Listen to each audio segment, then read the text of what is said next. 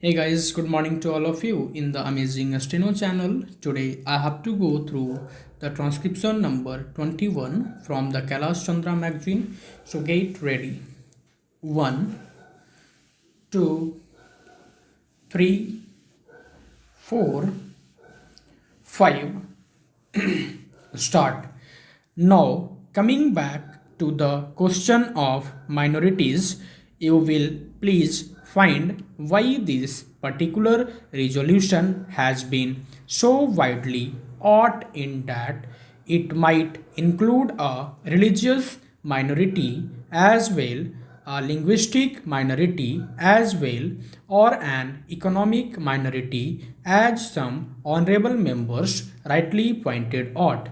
Now, sir, a question arises whether there ought to be any such protection insofar as a particular type of minority is concerned. I shall deal with the question of minorities at some length, but you will please find, sir, what the honorable mover wants is that there ought to be a permanent minorities commission.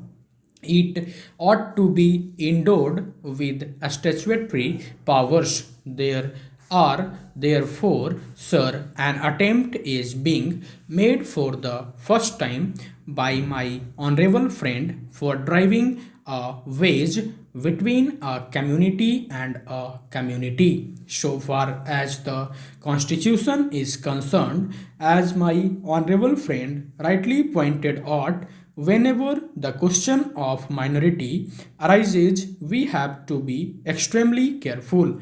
The Constitution is a very sacred document which has embodied all the different aspects of the common question of India's nationality. India is one in spite of different types of languages and religions. But in the midst of all these diversities, we have to develop a common nationality. Therefore, whenever we consider the question of the development of the nation and the interest of the nation, you cannot afford to think in terms either of religion or of language. It is true, sir, that there are different religions. It is also true that there are different languages.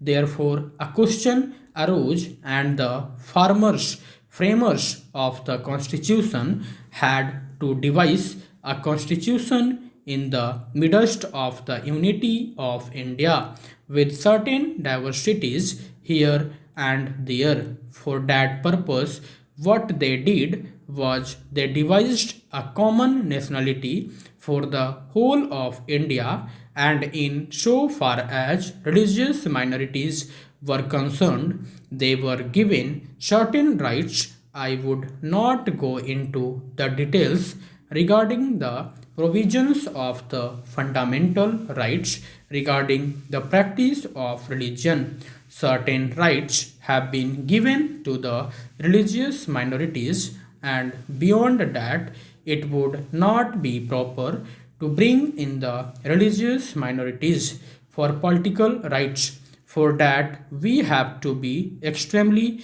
careful. I would also point out that while we have to develop a common nationality, the members of the Indian nation have to understand that we are one nation.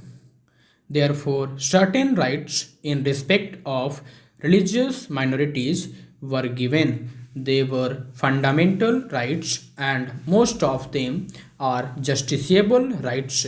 Here we stopped so far as the religious rights were concerned. Then a question arose, what ought to be the attitude of not only the government but the society regarding the languages? It was true that there were certain interests of the regional languages.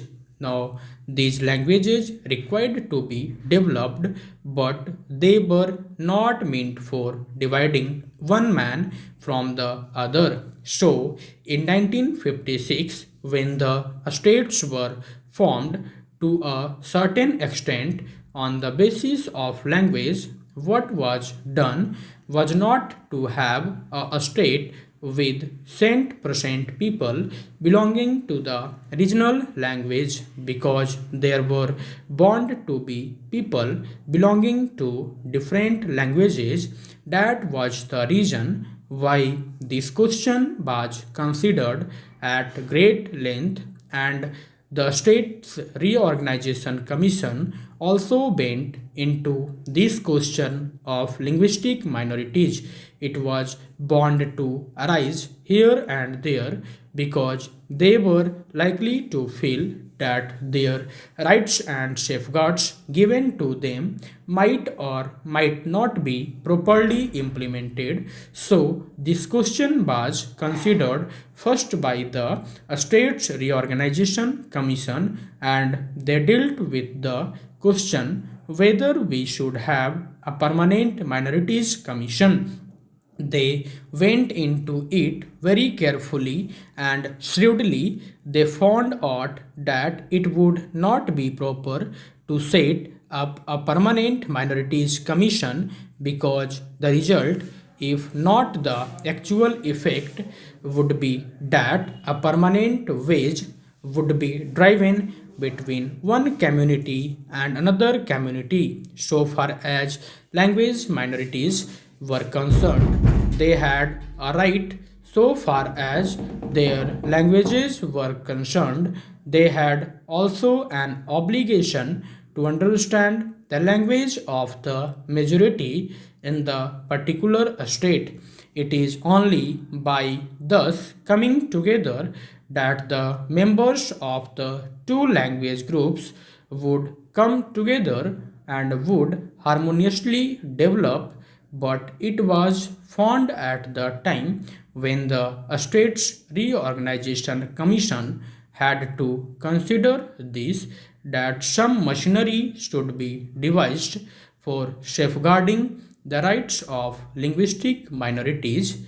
Only and after full consideration, what was considered was that only in respect of linguistic minorities certain rights should be extended and certain rights should be safeguarded, and an officer should be appointed by the president for making a report on the question whether these rights of the linguistic minorities are or are not properly safeguarded.